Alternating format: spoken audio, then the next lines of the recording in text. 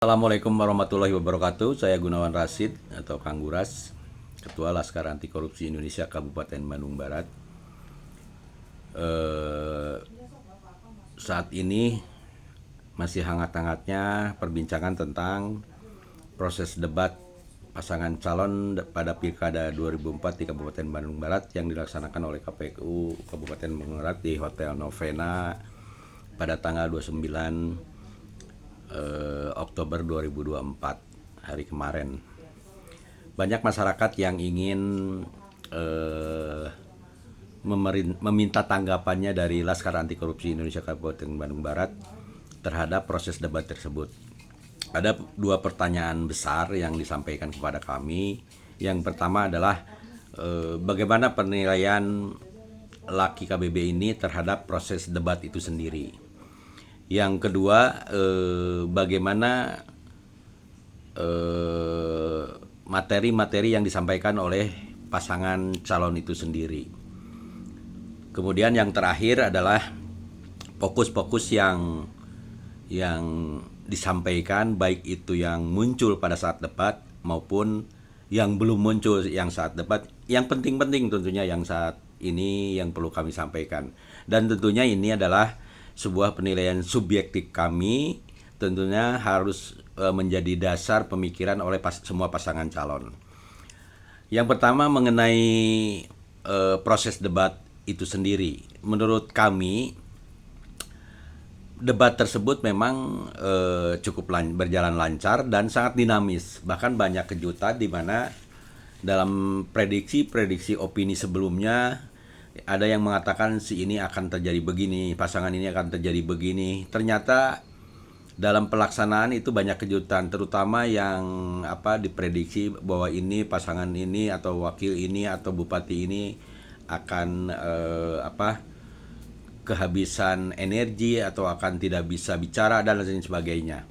Ternyata pada pelaksanaannya semua di luar prediksi atau di luar opini yang berkembang di masyarakat pada proses sebelumnya. Yang kedua, mengenai materi, ini menurut pendapat kami semuanya terlalu mengawang-awang atau terlalu boleh dikatakan sedikit berhayal lah, karena mereka juga tidak mengaitkan dengan kondisi postur anggaran yang ada di APBD itu sendiri yang saat ini kurang lebih 3,3 triliun.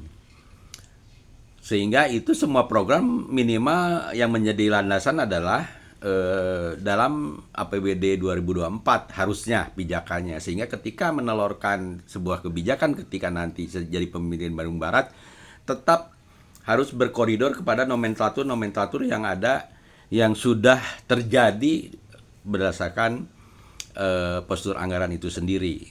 Contoh di situ misalkan semua berbicara kesejahteraan, semua berbicara peningkatan sumber daya manusia, semua berbicara bagaimana menangani kemiskinan, mengenai IPM, mengenai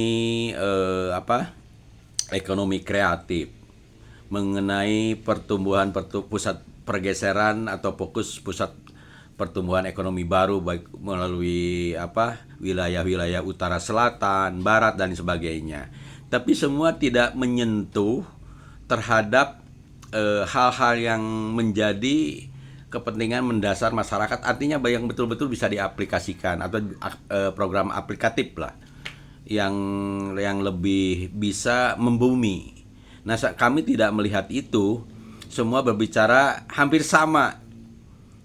Hanya pembedanya yang ini berbicara pertanian, yang ini berbicara pendidikan, yang berbicara peningkatan sumber daya manusia, yang ini berbicara teknologi lingkungan dan sebetulnya harusnya itu menjadi rangkuman semua calon, bagaimana bahwa program tersebut menjadi kebutuhan utama. Salah satu contoh masalah lingkungan, khususnya masalah sampah, itu harusnya menjadi pemikiran bersama, karena ini sampah boleh dikatakan merupakan kedaruratan di Bandung Barat, sehingga yang harus dipikirkan adalah solusi konkret, terutama ketika misalkan sampah itu harus habis.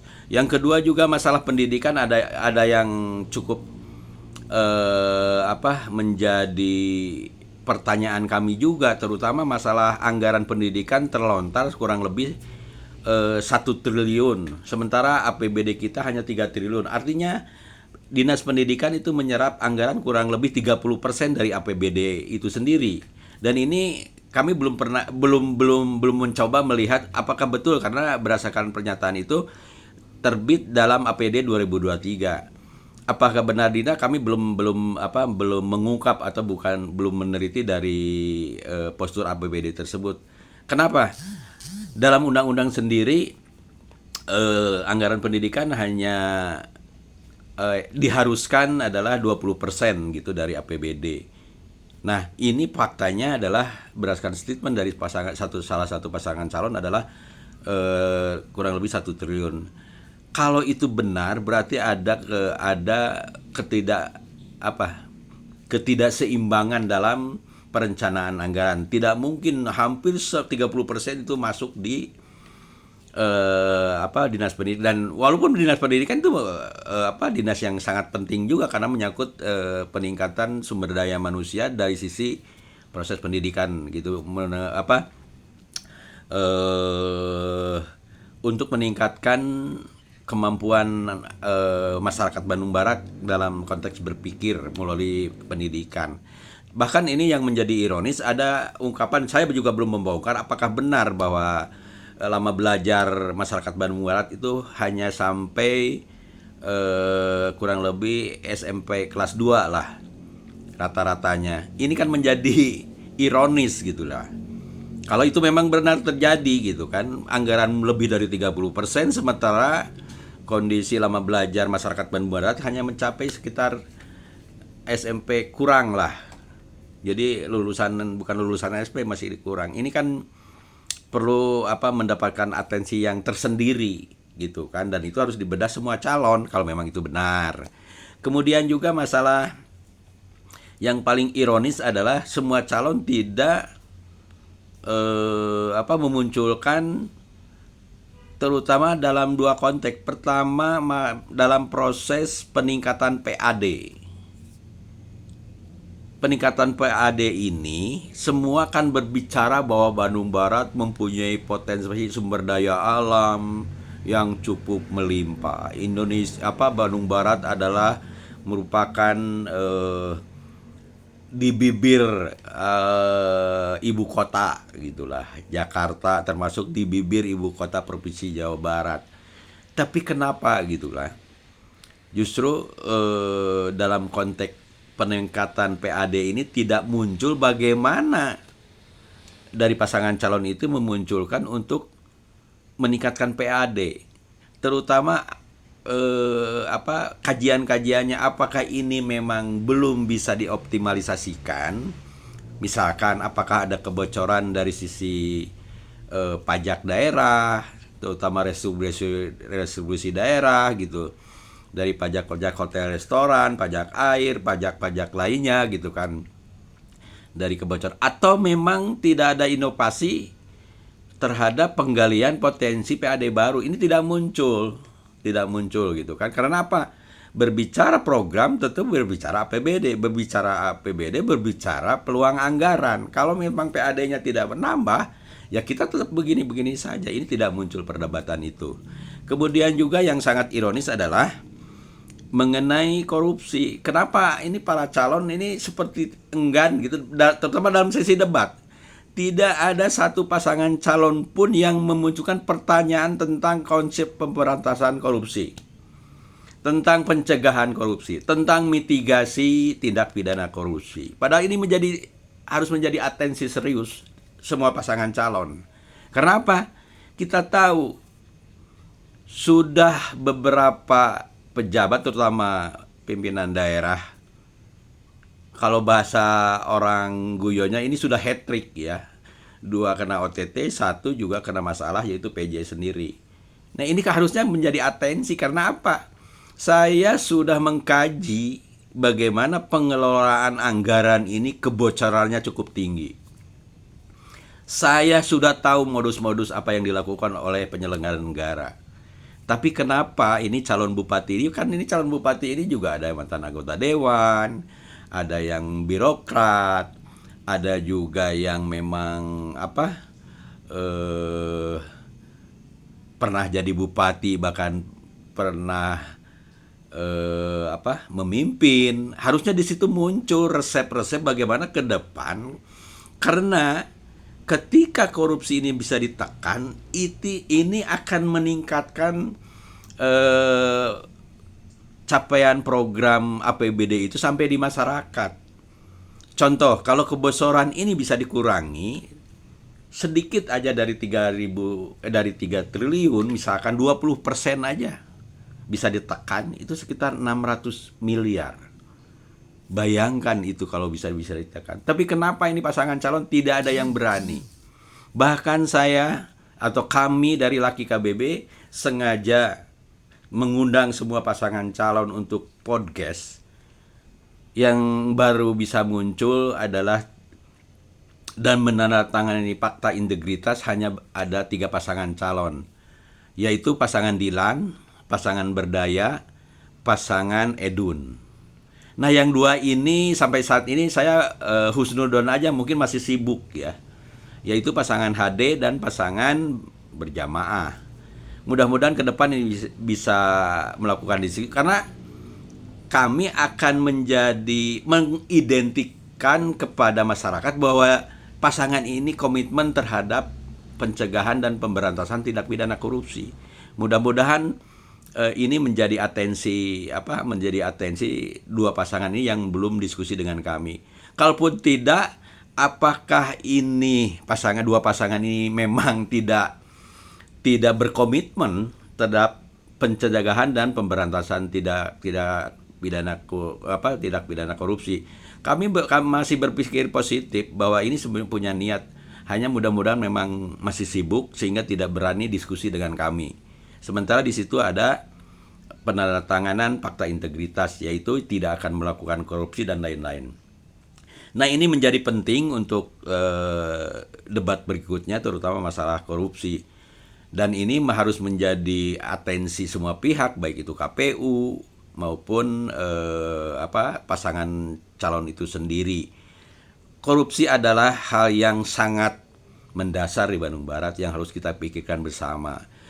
Seperti saya katakan tadi, kalau bisa ditekan aja proses-proses kong kali kong ini, saya yakin 20% itu bisa terserap menjadi kebijakan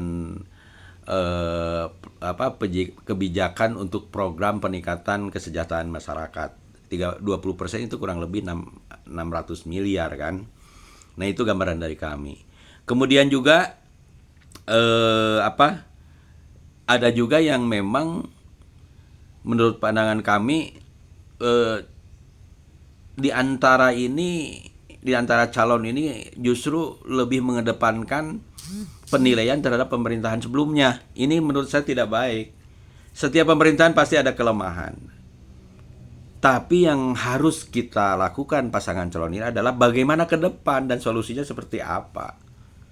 Jadi jangan sampai ingin populer, ingin menarik di masyarakat dengan menjatuhkan pemerintahan sebelumnya. Ini tidak baik.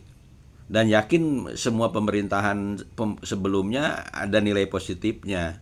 Nah, justru ke depan bagaimana perbaikan-perbaikan itu dari tata kelola keuangan, perencanaan keuangan, kemudian dalam konteks budgeting antara eksekutif dan legislatif, tidak ada lagi perselingkuhan dalam kesepakatan penentuan anggaran di masing-masing dinas. Saya sudah tahu semua gitu dalam prosedur ini, dalam proses ini. Tapi mudah-mudahan dengan bupati yang baru ini mulai dikikis, diperkecil, sehingga itu menjadi APBD yang betul-betul bermanfaat untuk masyarakat. Kemudian yang terakhir, ada pertanyaan dari masyarakat, bagaimana penilaian Laki terhadap kelima pasangan calon ini, siapa yang diunggulkan? Bagi kami ini bukan soal unggul-unggulan. Saya seperti dikatakan di awal bahwa debat hari ini adalah hampir rata, punya sisi kelemahan dari pasangan ini dan sisi kelebihan. dan ada kejutan juga. Hanya mungkin kami hanya bisa menilai bahwa ada salah satu pasangan calon yang memang unggul tipis lah, dan ini tidak menjamin kemenangan gitulah. Hanya dalam debat hari ini atau debat dari satu kali ini ada yang sedikit unggul gitu, di mana dia ada keseimbangan antara bupati calon pasangan dengan calon bupati dengan wakilnya.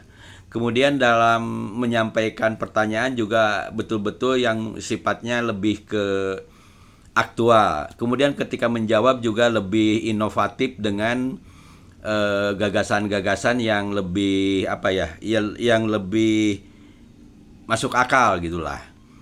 Kemudian juga ada efek kejut. Efek kejutnya apa? Yaitu yang dilakukan oleh pasangan nomor satu ya, nomor satu yaitu pasangan Dilan. Efek kejutnya apa? Dia mengeluarkan kartu sembako. Nah, ini mungkin menjadi sebuah kecerdikan dari tim dari pasangan Dilan ya. Ini mungkin sedikit mencuri, sehingga saya melihat pada debat kemarin itu yang sedikit unggul adalah pasangan nomor satu, yaitu pasangan Dik-Dik dan Gilang Dirga. Dan ini masih bisa berkembang karena pencoblosan kan masih jauh, masih tanggal 27 November, dan ini masih dinamis. Kami bukan artinya bahwa penilaian ini penilaian yang subjektif tapi menentukan kemenangan, bukan.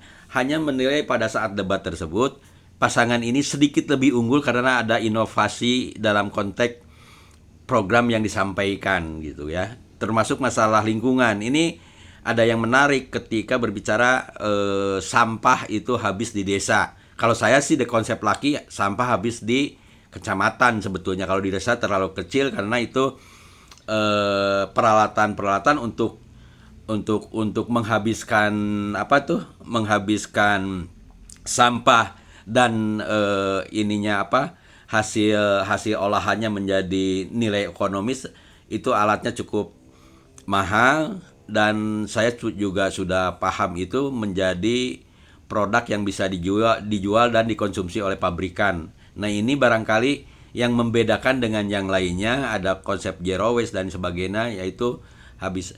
Nah, mudah-mudahan ini menjadi pemicu untuk calon yang lainnya, sehingga mereka menjadi hati-hati, mempersiapkan diri pada debat berikutnya. Ini masih dinamis.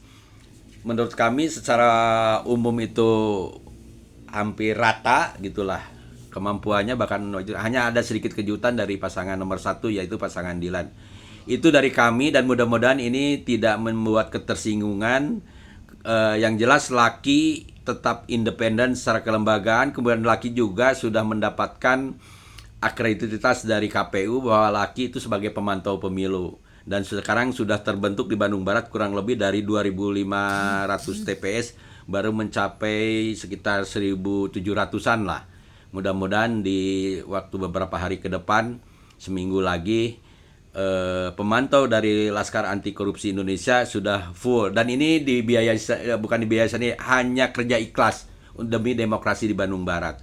Sekali lagi ingat semua calon bahwa debat berikutnya masalah pencegahan tindak pidana korupsi harus menjadi atensi semua pihak. Bahkan saya berharap dalam visi misi yang menjadi RJPMD ke depan, pasangan calon ini harus memasukkan sistem yang menghindari semua penyelenggara melakukan korupsi. Bisa melalui konsep digital, bisa melalui konsep pengawasan yang lebih ketat dan sebagainya, sehingga setiap kegiatan-kegiatan yang masuk dalam RJPMD ini sudah tersekat oleh konsep pencegahan tindak pidana korupsi. Itu saja barangkali dari kami. Saya Gunawan Rasid. Mohon maaf apabila yang diungkapkan ini menjadi ketersinggungan. Tetap laki independen, dan mudah-mudahan pilkada tetap berjalan dengan aman. Saya menghimbau kepada seluruh masyarakat Bandung Barat yang sudah mempunyai hak pilih hadir pada tanggal 27 November berbondong-bondong, saling mengingatkan, dan mudah-mudahan nilai kehadirannya melebihi pemilu sebelumnya, kalau bisa 90% lebih, sehingga betul-betul pemimpin ini yang terpilih adalah pemimpin yang betul-betul demokrasi dan memiliki sesuai keinginan masyarakat. Itu saja. Mudah-mudahan berita ini merupakan berita yang menjadi motivasi untuk semua pihak. Wabillahi taufiq wa hidayah. Wassalamualaikum warahmatullahi wabarakatuh.